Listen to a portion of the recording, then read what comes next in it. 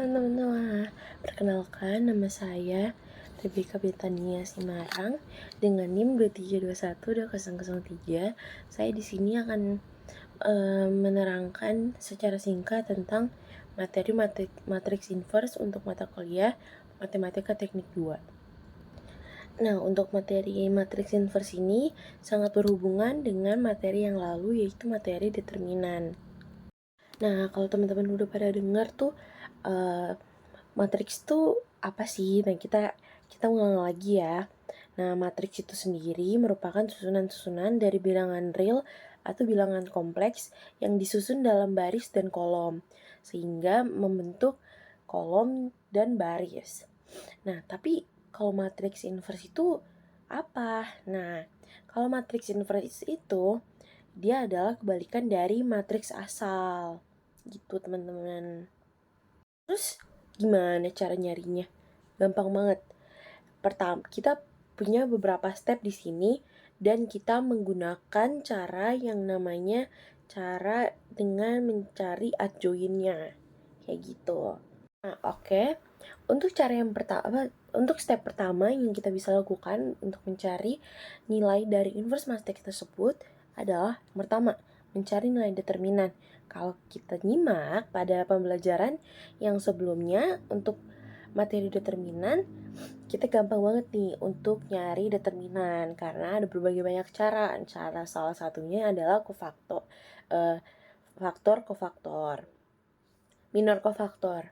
Lalu yang kedua, step selanjutnya adalah mencari minor dari nilai pada matriks. Jadi kan ada A11 nih, A11, A12, A13, itu semuanya kita cari. Habis itu kita kumpulin dan kita cari nilainya. Nah, habis itu yang ketiga ada mengubahnya menjadi matriks transpose. Nah, matriks transpose ini kayaknya merupakan kata yang baru kita dengar juga ya.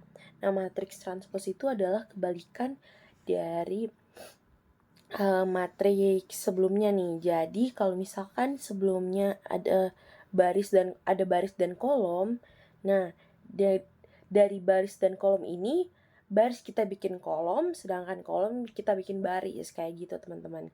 Lalu yang cara keempat adalah mengalihkan satu per determinan A.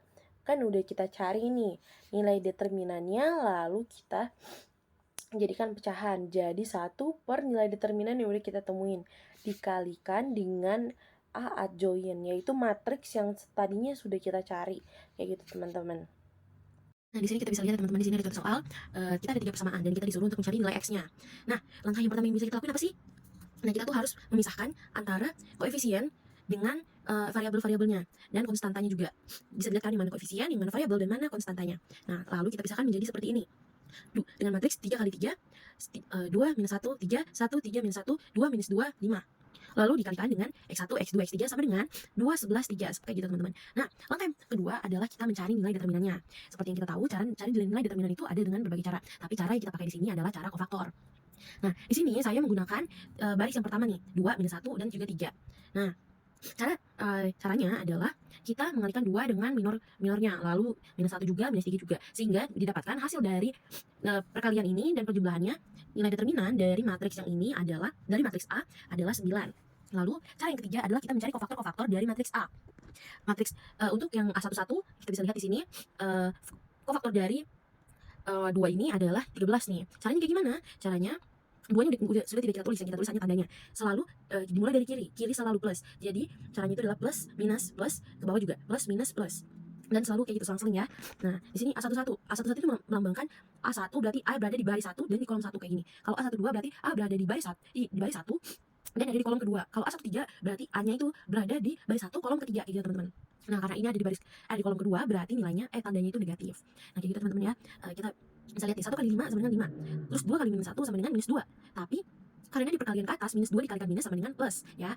Nah, setelah itu ditemukanlah nilainya 7. Tapi 7 dikalikan dengan tanda yang ada di sini, nilainya itu negatif. Jadi negatif 7. Nah, semuanya kita cari A11, A12, A13, A21, A22, A23, A31, A32, A33. Nah, ini kita bisa lihat ya, sudah ketemu hasilnya 13, minus 7, minus 8, minus 1, minus 4, minus 1, 4, 2, terus minus 8, 5, 7. Setelah menemukan nilai-nilai kofaktornya, ketemulah matriks kofaktor. Nah, kita tulis sesuai dengan tempat-tempatnya. Jadi ketemu 13 minus 7 minus 8 minus 1 4 2 minus 8 5 7. Nah, setelah mendapat matriks kofaktor, cara yang selanjutnya adalah kita mencari matriks transposnya. Seperti yang tadi saya sudah bilang, matriks transpos adalah kebalikan dari matriks kofaktor ini. Yang dari baris menjadi kolom, di baris jadi kolom ke bawah, dan yang ke bawah menjadi ke samping, seperti itu. Nah, jadilah 13 minus 1 minus 8 minus 7 4 5 minus 8 2 dan 7. Nah, rumus untuk mencari X itu sendiri adalah matriks inverse A dikalikan dengan B. Nah, caranya adalah untuk mencari matriks inverse A ini, kita mengalihkan 1 per nilai determinan yang sudah kita temukan, yaitu 9. Nah, jadi ditulis 1 per 9 dikalikan dengan matriks transpos yang ini. Lalu dikalikan dengan B, yang tadi adalah konstanta. Ya, kayak gitu teman-teman, kita kalikan 13 kali 2, minus 1 kali 11, minus 8 kali 3, minus 7 kali 2, 4 kali 11, 5 kali 3, minus 8 kali 2, 2 kali 11, 7 kali 3. Nah, semuanya kita hitung di sini. Di sini juga, ini yang merupakan hasilnya, lalu ini adalah hasil akhirnya. Setelah mendapatkan hasil akhirnya, kita kalikan dengan nilai 1 per determinan A.